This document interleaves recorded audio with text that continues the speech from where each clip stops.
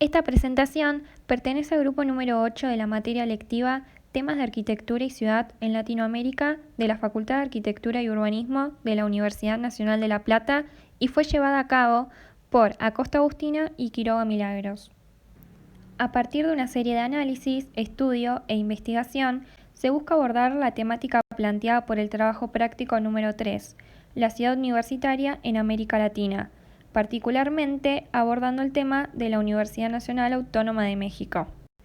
Para llevar a cabo el trabajo, planteamos distintas etapas de análisis, comenzando con una introducción general al tema, continuando con el contexto que nos va a permitir entender cómo fue la consolidación de la UNAM para su posterior descripción y así llegar finalmente a una conclusión respecto del tema central en nuestra presentación. En el trabajo se pretende reflexionar sobre el tema de las ciudades universitarias en América Latina, haciendo hincapié en la problemática de las continuidades y rupturas. Para llevarlo a cabo, se analizaron los textos sugeridos por la cátedra, a la cual sumamos otras fuentes provenientes de revistas, publicaciones, videos y libros que nos permitirán llegar a una conclusión del tema planteado. Como mencionamos, particularmente abordaremos el caso de la Universidad Nacional Autónoma de México y su desarrollo e influencias a través del tiempo hasta llegar a la actualidad, lo cual nos permitirá comprender los distintos modelos que se fueron adoptando según el momento y las decisiones arquitectónicas y urbanas que resultaron de la construcción de ciudad universitaria como elemento ordenador que influyó en la modernización de las ciudades. Como referencia, utilizaremos las preguntas y temas guías planteados por la materia para orientar el trabajo. Para introducirnos en el tema, nos parece importante comprender el rol que cumplieron y siguen cumpliendo las ciudades universitarias en Latinoamérica, entendiendo que su consolidación no fue un proceso lineal y que al contrario se logró concretar tras décadas e incluso siglos de avances y retrocesos. La democratización de los estudios superiores y la progresiva masificación de los centros de educación antiguos impulsó la necesidad de crear nuevas universidades en el continente latinoamericano que se adaptaran a los tiempos modernos. Este proceso, que se inició durante el siglo XX, permitió consolidar universidades autónomas que, además de modificar el sistema de educación que se venía impartiendo hasta el momento, tenía como objetivo descongestionar los centros tradicionales.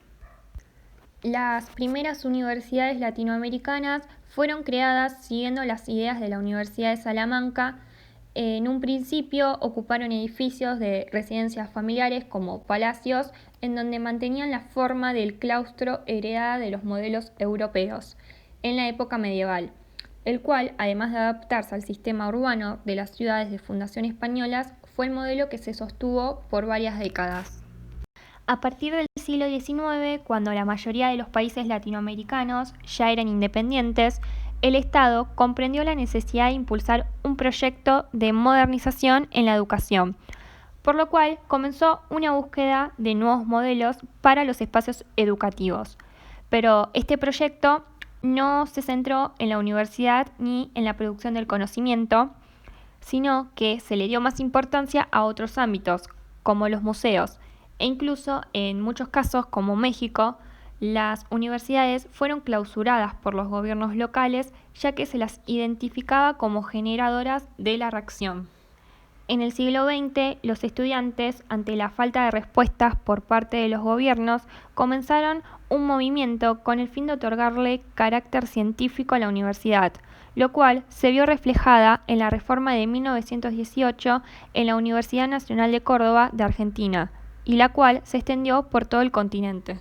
Fue entre 1940 y 1950 considerado un periodo de optimismo para Latinoamérica debido al crecimiento económico tras la Segunda Guerra Mundial, cuando se propuso que las ciudades universitarias debían ser el símbolo de la nueva ciencia y educación, a través de consolidar nuevos espacios, como también un importante elemento urbano, partiendo de la idea de zonificación funcionalista planteada en la Carta de Atenas. Los arquitectos que realizan las primeras ciudades universitarias buscan revertir el desorden de la modernización urbana utilizando los proyectos de campus a partir de la idea de generar pequeñas ciudades ideales para mostrarle a la sociedad la necesidad de un plan. Por lo tanto, era importante definir la localización de la ciudad universitaria y su relación con el entorno. Para lograrlo, las referencias que se tuvieron en cuenta no fueron las europeas, sino que fueron las norteamericanas que habían podido llevar a cabo en forma moderna espacios universitarios autónomos. De esta forma, las ciudades universitarias se convirtieron en la segunda mitad del siglo XX en centros de experimentación de desarrollo urbano y arquitectónico, en donde se buscó vincular la arquitectura, infraestructura, territorio, paisaje, política y sociedad. La Universidad de México es una de las más antiguas en el continente americano y una de las más prestigiosas en América Latina. Fue una universidad que cambió de nombre y de sitio adaptándolo a las circunstancias políticas a lo largo de sus 450 años, pasando por diversos periodos de clausura, descentralización y reapertura. El desarrollo de la Universidad Nacional Autónoma de México es resultado de una obra llevada a cabo por múltiples generaciones que han buscado resolver la contradicción que marcan el cambio y la consolidación, la tradición y la modernidad. Por lo tanto, para comprender cómo se llegó a la consolidación de la UNAM, tal como la conocemos en la actualidad, haremos un breve repaso dividiendo su proceso histórico en 3 periodos: la Universidad Virreinal, la Universidad Decimonónica y la Universidad Contemporánea, centrándonos en este último. Esto nos permitirá tener un panorama general para entender los distintos factores que determinaron su formación y además entender qué fue lo que llevó a proyectar los edificios que componen el campus de esa manera y quiénes fueron los diversos actores que participaron en su construcción. El periodo virreinal corresponde a la fundación de la universidad en 1553, 30 años después de la llegada de los españoles. La misma era manejada por el rey de Castilla, razón por la cual se la denominó Real Universidad de México. El principal objetivo de esta era el de encargarse de la evangelización para poder consolidar la nueva iglesia. Por lo tanto, se organizó siguiendo las formas tradicionales de las universidades medievales, resistiéndose al cambio y la modernización. La Universidad Decimonónica corresponde al periodo que surge tras la independencia de México en 1810, en donde los grupos liberales plantearon que México debería contar con un sistema educativo que se adapte a su nueva condición, quitándole el control al clero de la universidad y modernizando los contenidos. Esto llevó a un largo periodo de luchas que terminaron con la desaparición de la universidad y el establecimiento de los estudios superiores en escuelas independientes, dispersas en el centro de la ciudad. Finalmente, se elaboró un proyecto educativo acorde con los nuevos tiempos que permitió terminar el siglo XIX sin institución, pero con una mirada positivista gracias a Justo Sierra, quien propuso una serie de ejes que permitieron resurgir los estudios universitarios. A partir del siglo XX comienza una nueva etapa para la universidad, en donde, gracias a los impulsos de Sierra, se plantea la idea de mexicanizar el saber, incorporando conceptos como la autonomía, libertad de cátedra, de investigación, compromiso social, la idea de educación continua y la participación de los estudiantes en el consejo, entre otros. Después de décadas sin universidad, en 1910 se inaugura la Universidad Nacional de México durante los festejos del centenario de la independencia. Pero la nueva realidad derivada de la revolución tampoco permite planear adecuadamente los establecimientos. La mayor parte de los edificios se ubicaban en la parte más antigua de la ciudad y si bien eran edificios de gran importancia histórica y arquitectónica, no respondían a las necesidades en cuanto a espacio e instalaciones para la enseñanza contemporánea. Además, no permitían la convivencia entre alumnos y profesores ni el ideal en común que debe caracterizar a la universidad debido a la falta de relaciones e intercambio cultural entre estudiantes de distintas disciplinas. Esta dispersión, tanto en los centros de enseñanza como en las casas habitadas por los estudiantes, originó distintos inconvenientes, a los que se le suma la sobrepoblación por falta de espacios de esparcimiento, razón por la cual los estudiantes transformaron la calle en lugares de estar, marcando los espacios que correspondían al barrio universitario, y la diferencia de clases sociales con el resto de la población concentrada en las vecindades. Además, debido a la inestabilidad que dejó la Revolución de 1910, hubo tensiones entre la universidad y los gobiernos, por lo cual las ideas de Serra se aplicaban en mayor o menor medida según los gobiernos revolucionarios que se encontraban al mando. Esto ocasionó movimientos estudiantiles durante el rectorado de Vasconcello, quien aspiraba a lograr los ideales pautados por Serra. Los movimientos terminaron con la promulgación de la Ley Orgánica de 1929, en donde se logra cierta autonomía para la universidad, pero con restricciones del Estado. Y en 1933 se le concede completamente la autonomía, entendida como institución privada, y quitándole su carácter de nacional. Ante esta situación, las autoridades debían buscar sus propios recursos, por lo cual establecieron cuotas de inscripción y pagos de exámenes. Estos años fueron difíciles de sostener y la institución estuvo al borde del cierre más de una vez. Esta demanda por la autonomía y la necesidad de una reagrupación de la universidad en un campus también se vio reflejada en una tesis profesional elaborada por Mauricio Campos y Marcial Gutiérrez Camarena en 1928, en la cual proponen un proyecto de ciudad universitaria que generó una mayor conciencia de la urgente necesidad de contar con un nuevo espacio. En 1945 se regularizan las relaciones entre la universidad y el Estado, gracias al presidente Ávila Camacho, quien plantea una nueva ley orgánica en donde la universidad recupera el carácter de nacional y el subsidio federal, y la define como organismo descentralizado del Estado, quedando así constituida la Universidad Nacional Autónoma de México. Además, fue en el gobierno de Ávila Camacho cuando se iniciaron las gestiones para llevar a cabo el proyecto para construir la ciudad universitaria, con el fin de renovar la universidad que para ese tiempo había tenido un gran crecimiento, evidenciando la falta de infraestructura, ya que la institución seguía ubicada en los mismos edificios desde 1910, pero la cantidad de alumnos había aumentado 12 veces. Fue recién en 1946 cuando se gestionó el decreto firmado por el presidente Camacho para la expropiación de los terrenos ubicados en Tlalpan y Copilco, predios sobre los cuales se edificará Ciudad Universitaria, marcando un nuevo periodo en su historia.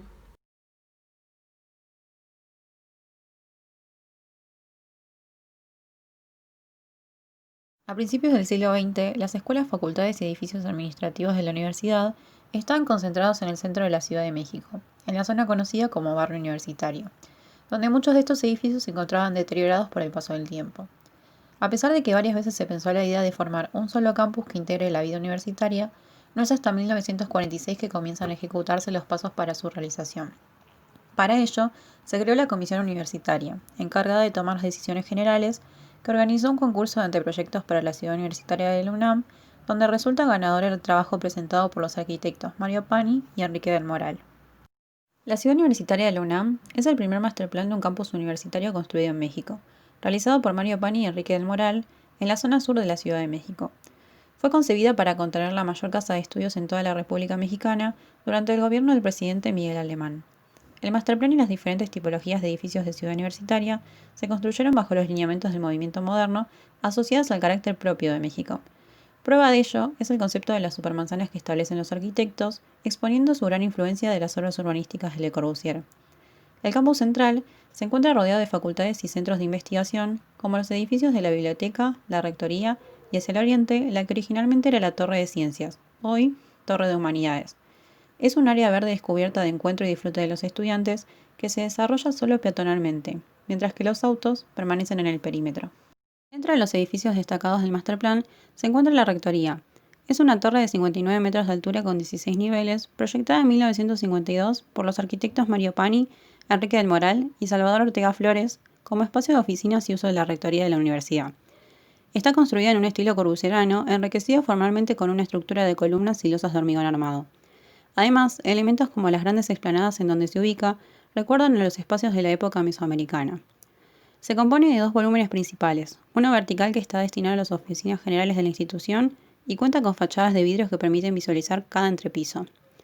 El otro volumen horizontal, correspondiente al vestíbulo, estaba destinado originalmente para contener los servicios escolares de inscripción y control de desarrollo académico de los estudiantes. Además, las dos fachadas largas de este volumen están cubiertas con alabastro para lograr filtrar la luz, mientras la fachada sur se encuentra intervenida por un mural de David Alfaro Siqueiros. Al costado norte de la torre de la Rectoría Ciudad Universitaria se edifica el principal recinto bibliográfico de la UNAM con un particular carácter mexicano. El proyecto de la Biblioteca de la UNAM fue asignado a los arquitectos Juan O'Gorman, Gustavo Saavedra y Juan Martínez de Velasco, quienes luego incorporaron a Juan Iñiguez, Rafael Carrasco Puente y José María Luján como asesores del proyecto. La biblioteca refleja los lineamientos del movimiento funcionalista, resultando en una planta libre, al estilo de Le Corbusier, introduciendo el nuevo paradigma de la arquitectura moderna mexicana de 1940 y 1950. La construcción del edificio, iniciada en 1950, se realizó en un área total de 16.000 metros cuadrados, donde el programa del proyecto estructuraba 10 niveles restringidos con documentos y acervo y una planta baja para dar servicio al público. La planta baja se extiende como un basamento público para albergar las salas de lectura, las secciones periódicas y los libros de consulta, reserva y préstamo en una planta libre con fachada y vitrales que permiten la percepción de un espacio cómodo y que a la vez se encargan de proteger cada ejemplar. La torre fue desarrollada en 11 niveles y se planteó como un elemento ciego en todas sus caras, ya que su programa se destinó a contener la colección privada de la biblioteca. Esta caja ciega permitió que el arquitecto y artista Juan O'Gorman la utilizara como un gran lienzo de trabajo y proponer una fachada en 4 vistas que pudiera plasmar el alma de la universidad y la identidad mexicana. El estadio universitario, construido entre 1950 y 1952 como parte del plan maestro original, es una obra de los arquitectos Augusto Pérez Palacios, Jorge Bravo y Raúl Salinas Moro, con la colaboración del entrenador de fútbol americano Roberto Tapatío Méndez y el profesor Jorge Molina Celis, decano del atletismo universitario. Se considera la obra de arquitectura más importante en México del siglo XX y originalmente es casa de los equipos universitarios de fútbol americano y soccer. El estadio universitario se concibió con una visión futurista del deporte. Se construyó con los más modernos adelantos tecnológicos de la época, dotándolo de espacio suficiente para que en su entorno se edificaran canchas de calentamiento, una alberca, un gimnasio cerrado y un jardín botánico. Se ubica en las afueras de los límites del campo universitario, del otro lado de la avenida Los Insurgentes. Se eligió este terreno para su emplazamiento, ya que había una andadura natural, por lo que se siguió excavando hasta llegar al nivel de la cancha y la gradería baja, que también está remetida, mientras que el material que se extrajo de la excavación se utilizó en los bordes para construir el mismo estadio olímpico. Su conformación general se asemeja a la forma de los volcanes que enmarcan el paisaje del lugar. Además, tiene capacidad para casi 69.000 espectadores, los accesos se realizan a través de 20 puertas situadas en las rejas de protección perimetral y dispone de estacionamiento para 2.618 vehículos. La ciudad universitaria de la UNAM es una muestra ejemplar donde la arquitectura, el diseño y el arte mexicano se plasman conformando un conjunto monumental del siglo XX. El proyecto refleja la fusión de diversas disciplinas que trabajan en sintonía, asociando el urbanismo, la arquitectura, el paisajismo y las bellas artes. Desde un inicio se buscó que los artistas y los arquitectos trabajen juntos para que las obras de arte no fueran simples agregados u ornamentos del proyecto, sino partes fundamentales de los edificios. Una de las maneras en las que se desarrolló esta idea fue a partir del arte muralismo, expresión artística relevante de la época, y de la escultura u ornamentaciones en las obras. Este mural fue realizado por el artista David Alfaro Siqueiros entre 1952 y 1956 a partir de la técnica de la escultopintura. Se encuentra ubicado en la fachada sur de la torre de la rectoría. Siqueiros plasmó la figura de 5 estudiantes avanzando hacia el pueblo con el objetivo de entregarles sus conocimientos. Una manifestación estudiantil, en segundo plano, simboliza la participación de los estudiantes en la sociedad.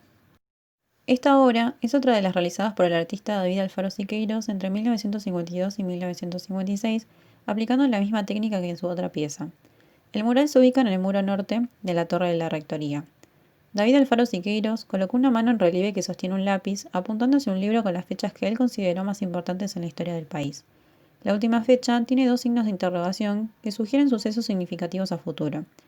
En segundo plano, plasmó 2 manos entrelazadas, símbolo del esfuerzo del pueblo mexicano por lograr el derecho a la cultura. Mural desarrollado entre 1952 y 1956 por David Alfaro Siqueiros mediante la técnica de vinilita de concreto. Esta obra está en el volumen oriente de la torre de la rectoría, conocido también como Nuevo Emblema Universitario. David Siqueiros pintó la figura de 2 aves, el cóndor andino y el águila mexicana, símbolo de la unión entre las culturas de Latinoamérica, que también se encuentra en el escudo de la Universidad Nacional Autónoma de México. Esta gran obra artística desarrollada en 1952 por el arquitecto y artista Juan O'Gorman se puede apreciar en las 4 fachadas de la Biblioteca Central. Fue desarrollado a través de un mosaico de piedras y vidrio en losas de concreto precoladas. La Biblioteca Central es una de las expresiones plásticas y arquitectónicas que identifican a la ciudad universitaria. Juan O'Gorman cubrió alrededor de 4.000 metros cuadrados de la biblioteca con piedras naturales de colores. En las fachadas del edificio se encuentran representadas diferentes épocas de la historia de México: época prehispánica, época colonial, Revolución Mexicana y la modernidad. El mural fue creado por el artista Francisco Epen Cerguera entre 1953 y 1954. Se desarrolló bajo la técnica de mosaico vidriado y se encuentra en la fachada poniente del edificio A de la Facultad de Medicina. El mural está compuesto por un cráneo devorando una mazorca de maíz, representando la vida y la muerte. El artista simbolizó el mestizaje con una máscara de 3 rostros, donde se encuentra el padre europeo, la madre indígena y el hijo mestizo. Los 4 elementos están acompañados por animales acuáticos, aves y plantas. Resalta una serpiente en el contorno del mural que alude a la eternidad. El mural se desarrolla entre 1953 y 1954 por Francisco de Cerguera, con la misma técnica que utilizó en el mural de la Facultad de Medicina, mosaico vidriado. Está plasmado en el muro sur del anfiteatro de la Facultad de Odontología. Este mega mural contiene un mensaje social sobre la lucha por la superación del ser humano. La figura central es un hombre dotado de alas, pero a su vez con los pies enraizados en el suelo. La representación de Quetzalcóatl en forma de serpiente y la de un misionero franciscano son símbolos de las raíces prehispánicas y no hispánicas del México actual. Es un mural realizado por el reconocido artista mexicano Diego Rivera entre 1952 y 1954 en el lado oriente del estadio universitario. En esta pieza utilizó la técnica de altorrelieve en piedras naturales. Diego Rivera colocó el águila mexicana y el cóndor andino representando a la universidad por formar parte del escudo universitario. Se observa una familia, el padre europeo y la madre indígena con su hijo mestizo. En los costados, 2 atletas simbolizan el deporte y por último se observa a Quetzalcóatl con incrustaciones de mazorcas. Este mural fue realizado por José Chávez Morado en 1952, ubicado en la fachada sur de la biblioteca Luis Uníquel, del posgrado de Arquitectura. Utilizó la técnica de mosaico vidriado, al igual que otros de los artistas presentes en la UNAM, con sus obras. José Chávez Morado utiliza el mosaico veneciano para plasmar un viaje de Quetzalcóatl en forma de balsa. Destaca el espejo de agua que se encuentra en este mural, pues realza la travesía que realiza el dios prehispánico con representantes de culturas antiguas a bordo de él. El mural representa los aportes culturales que trajo consigo la conquista.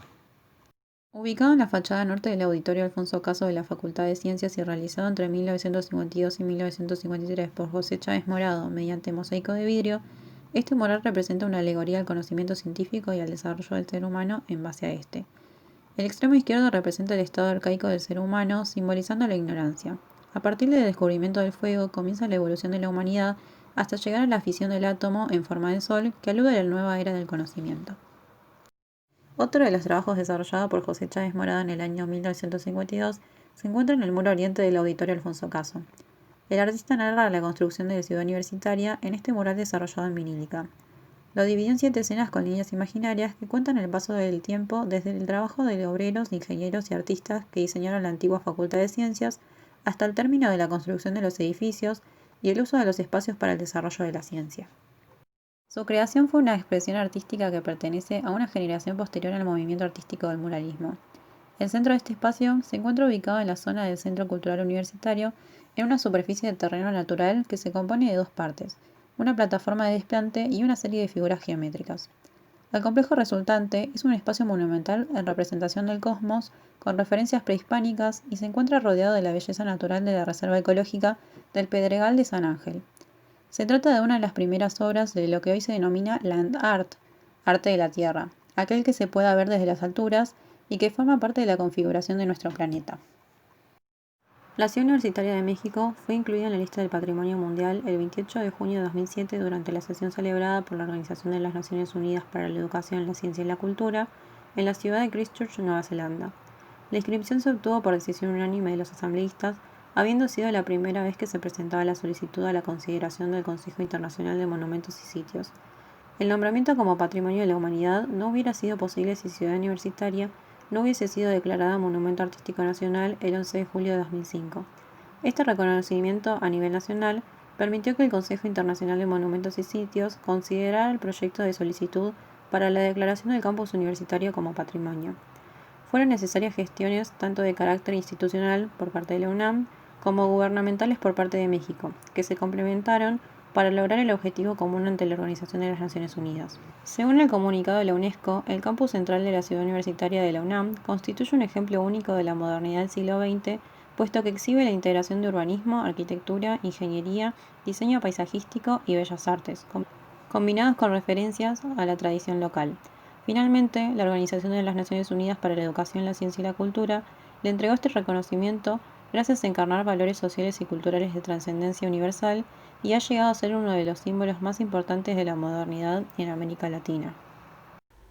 Como conclusión, nos pareció interesante poder abordar el tema de las ciudades universitarias en Latinoamérica para comprender el rol que cumplen como elementos dinamizadores de las ciudades, entendiendo que el proceso que llevó a consolidar las universidades como las conocemos hoy en día fue un largo recorrido en donde la educación superior siempre tuvo un papel de gran importancia en la formación de la sociedad de cada país. Por lo tanto, entendemos la importancia que tiene la arquitectura para poder materializar las ideas que la universidad quiere comunicar a la sociedad y al mundo, no solo como un equipamiento urbano, sino también dejando una huella espacial en la estructura, tejido y dinámica urbana como símbolo del conocimiento, la modernidad y la innovación. La ciudad universitaria de la UNAM es el resultado de un gran proceso de lucha y trabajo que atravesó a los estudiantes, la sociedad y las autoridades del gobierno mexicano. La universidad y la educación siempre fueron temas centrales para los mexicanos, ya que cumplen un rol fundamental para la sociedad y su formación. Ciudad Universitaria refleja la obtención de derechos por parte de los estudiantes y la búsqueda de educación de calidad dirigida a la sociedad en un ámbito que realza los valores sociales y culturales, que difunde y expresa la importancia y el respeto hacia las tradiciones locales para impedir su desaparición y entender las raíces nacionales. Desde la perspectiva disciplinar, este masterplan refleja el trabajo en conjunto de diversas áreas como la arquitectura, el urbanismo, la ingeniería, el paisajismo y las bellas artes, donde se obtiene como resultado un espacio académico, moderno y en relación a las tradiciones locales.